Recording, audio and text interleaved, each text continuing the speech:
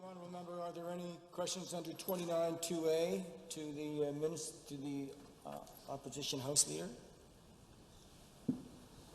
Are there any other members who wish to speak to Bill 2?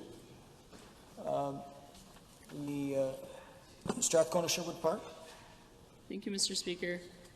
It's an honour to rise today and to speak to Bill 2, the Sexual and Domestic Violence Limitation Act.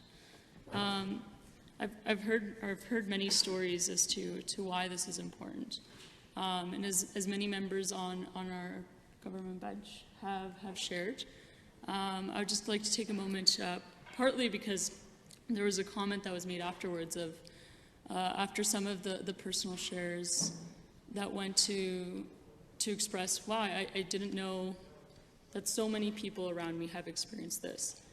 And I feel like that's a common comment because there seems to be still like a stigmatization of shame of expressing the stories that it's still difficult to do, and to some extent not be put into a box of whether you're a victim or not. And because of that, I want to continue on that course and share a bit about my own story, Mr. Speaker. Of course, when we look at something like this, we're looking at how to reduce barriers. And the reason I want to share my own stories is because we also need to understand the limitations of the things that we move forward and the people that it may not reach. Mr. Speaker, I myself have been a victim of sexual assault. And I had this experience at 5 years old, Mr. Speaker. And I know that an act like this would not help a person in my position because, like many other immigrants, that experience did not happen in Canada.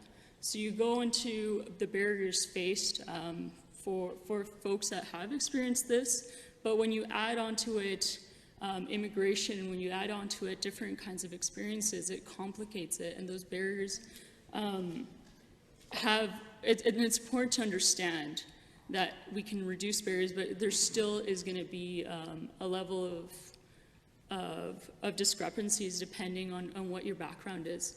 And I think that that's part of the theory as well when studying gender theory and intersectionality and the effects of having a different background and being an immigrant could have on your impact to address the issues that come up. It's quite complicated. And Mr. Speaker, just to explain a little bit about my own story, one of the things that I'm proud that this bill reflects is the taking away of the limitation of time.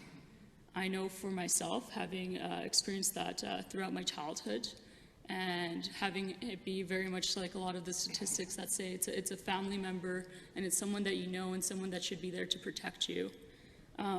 Knowing that that's something that occurs regularly and it's something that we need to talk about and it's something that we continuously need to address and go further than just addressing by the voices of those who are affected, but by those who are committed not to stop these acts and not to be a part of them. Making sure that we've developed curriculum and wellness curriculum that talks about healthy relationships is critically important in developing this change. I know for myself, there had been many times in telling my story where the response, some of the responses I got was, well, that must also explain why you're gay. And I think there's an element to stereotypes that happen as for victims and that they continuously experience when they share these stories. And at the end of the day, it goes into blaming everybody except the perpetrator. And I've even so far as heard, because it happened to me as a child and it happened to me by a family member, I've heard someone blame my mother for not protecting me. And you know what, I to so many extents I take issue to that because my mother is the very reason that I believe in resiliency, and there's no way that any experience that I'll have will bring me down. And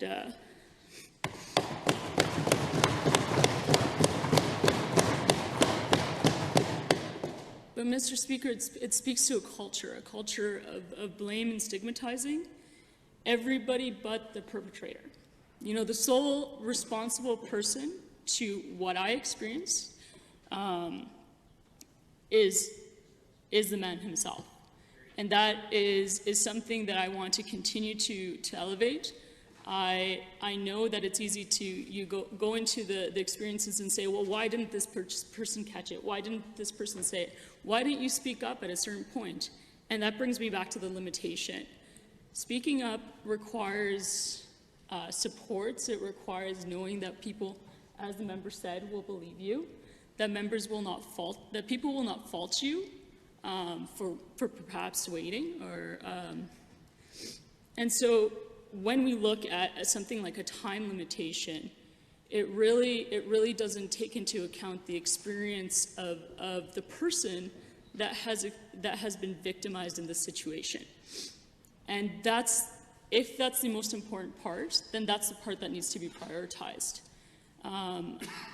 In order to speak up, I remember the very first day that I had to talk about it. I didn't actually talk about it. I had a letter that had been written by the perpetrator about the situation that happened, and it was a letter that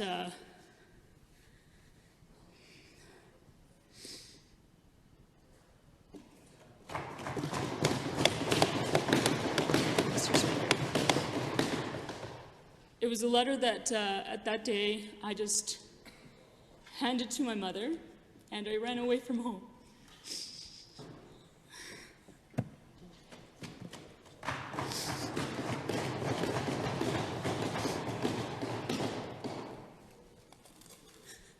And as the wise woman she is, she never pressured me to do anything or to talk about anything else faster than I could. But she told me one thing, that whenever I do want to talk about it, that she'll be there. That whatever I need, she would provide. And if that meant taking clothes to my friend's house where I was staying, that's where she would go.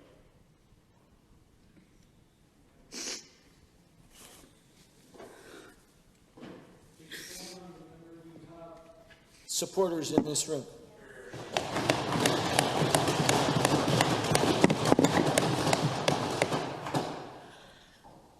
So, Mr. Speaker, telling my mom was hard enough. Having to explain it to other people and having to hear the responses that are given, even though I know a lot of people go into, oh, that should have never happened. Yet, even within those comments, those things that I've already mentioned, oh, well, why didn't someone catch it? Or later on, is that why you're gay? Come in. Makes it extremely complicated to want to speak up, because it is easy for people to attribute other factors to the story that you're telling, and it's hard to control the narrative in which it's portrayed. So, Mr. Speaker, removing this limitation isn't just a recognition of their experience, but it is something essential to respecting people's dignity of worth and making sure that it is up to them, that it is their choice as to when they do it, depending on their personal situation. And at the end of the day, knowing that no matter how much time has passed, what has been made wrong can never be made right. You know, it's something that we had a run in Strathcona County that talked about creating allies for asking for consent. You know, even if it had only been one day, it would have changed the course of my life. Those kinds of situations forever change the way you interact in relationships. They change the way that you experience even sleeping, Mr. Speaker. It changes a lot of things about you, and chemically speaking, your brain changes as well, and your capacity to interpret the world around you and risk assessments. And so in all of that, it complicates your capacity to speak up. It complicates all of that. So that element is extremely important. I think there's, I'd wish that I had spoken up, but I can't change the past. And I know that I spoke up in the time that I needed to. And Mr. Speaker, I know that at the end of the day, the more we talk about this, and the more that that people stand up and say that not only do I know what the effects are because I've heard these stories, but when they stand up and say, I will be committed to learning about what a healthy relationship entails and what consent means, you know, those are the kinds of changes that really make substantial differences. And to me, developing healthy relationships then became a big pillar of my life. You know, for many reasons. Being part of the LGBTQ community is complicated, but one of the strengths that I have studied in being part of the LGBTQ community is that because a lot of societal expectations no longer apply to you, you get this freedom to redefine and recreate roles. And because, you know, you have two women in a relationship in the same-sex, female same-sex relationship, you get to redefine these things and you get to talk about things that in other, in heterosexual relationships might just be assumed or might just be a gender role that is kind of placed. These things are continuously negotiated, and that is one of the many strengths of same-sex relationships, and one of them that has been documented in many cases. And part of the benefit of that is actually being able to talk about personal boundaries, about how to deal with certain situations, because none of that is assumed, Mr. Speaker. And also, I wanted to talk to both my experience as an immigrant and experiencing this because of the legal complications it implies, but also being part of the queer community and how tired I am of that comment. You know, just for the record, I have pictures from when I was 4 years old holding hands with women. I really don't like the song, but, you know, I was kind of born this way.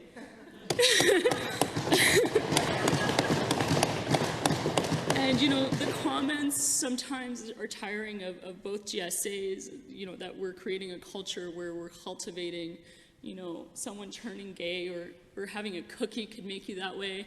It's just like, it's exhausting because it just isn't possible in my mind. Like, I didn't choose this. I didn't choose those experiences. But what I do get to choose is what I do in regards to society's way of interpreting these circumstances.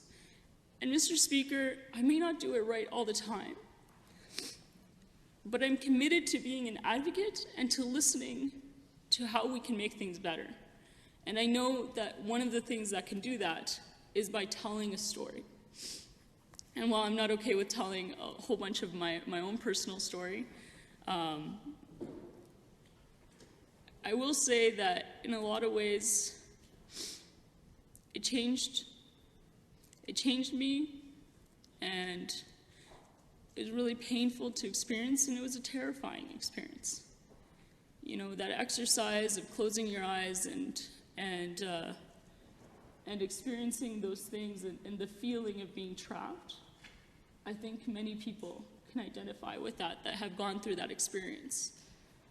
You don't know what to do, and again, it's about fighting the stigma of why didn't you fight back? Why didn't you stop it? Why did you let it reoccur?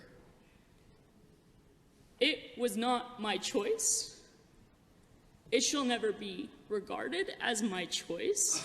The only person responsible is the perpetrator, and I refuse to the end and reject that premise.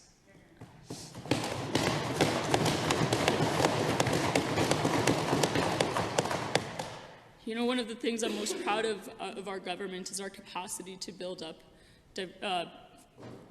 and bring into the legislature people from diverse backgrounds. You know, it's something that people talk about being important, but the ability to accomplish it takes a lot of commitment. It takes more than just talking about being open. It takes the commitment to going out there and sometimes convincing people to step down to make space for others.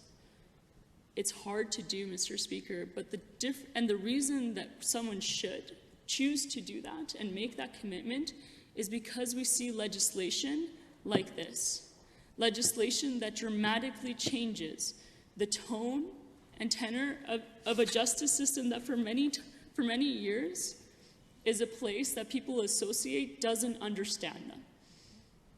That many victims feel that their voice isn't being represented there. The fact that you have eyes viewing pieces of legislation that have experienced this provides a different form of decision-making and provides a more informed way to move forward than if you didn't. Thank you.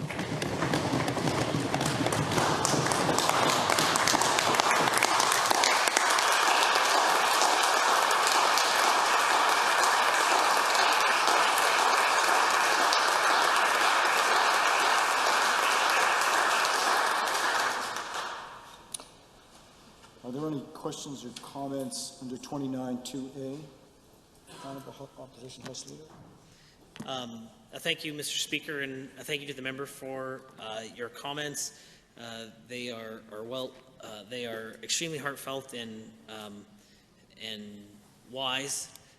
I might say, in my life, I don't always get it right as well, but I too am learning. So hopefully there will be.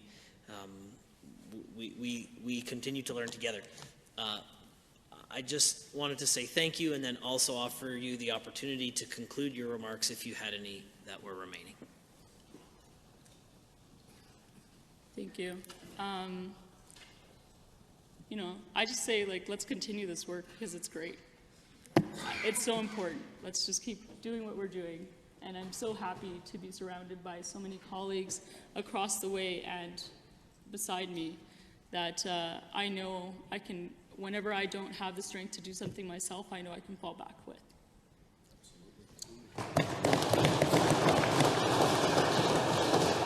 Calgary Mountain View under 29-2A. Thank you, Mr. Speaker. Thank you, Honourable Member, for sharing your story.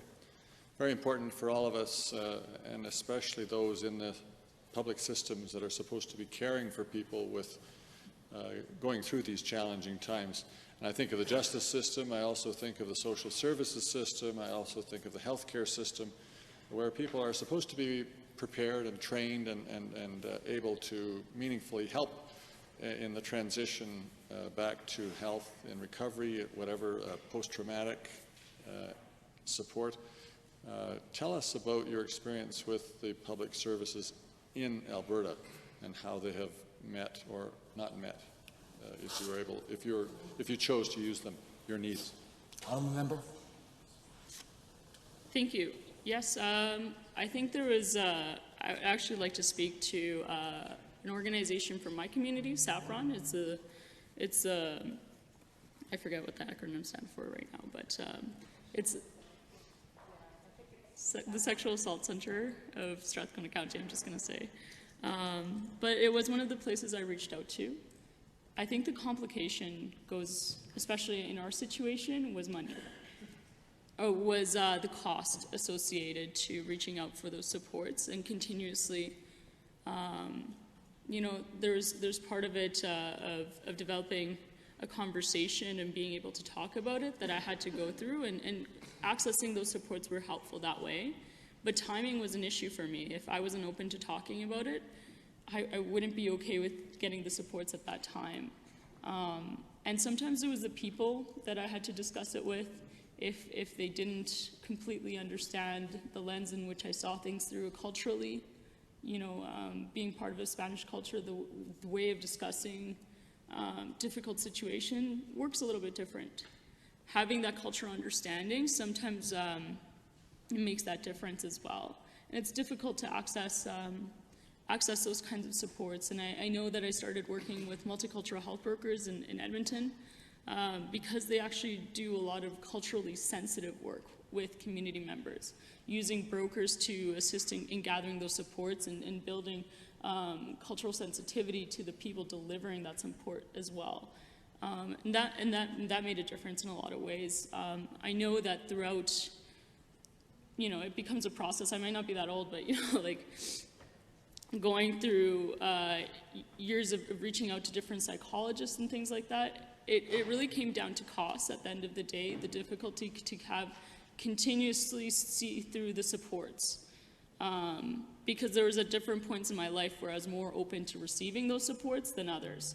And when I wasn't necessarily in alignment to when I had the money or benefits to do that. I was an educational assistant. I had 3 jobs when I was working through school, Mr. Speaker, and I didn't have benefits. So that was one of the times where I would have been okay actually going to see a psychologist, but I just didn't have the money to, and the reason I was working 3 jobs was because it was really expensive to go to school. And I had things to pay through. My parents were immigrants. They weren't able to save for my education, right? So in those kinds of situations, it's very complicated, you know, which is, again, why I stand with this government in all of the investments to supports, to the frontline services, and to the administration that it takes to deliver those services in an effective way. It is very complicated to execute those things. And I think it's... Thank you, Mr. Speaker.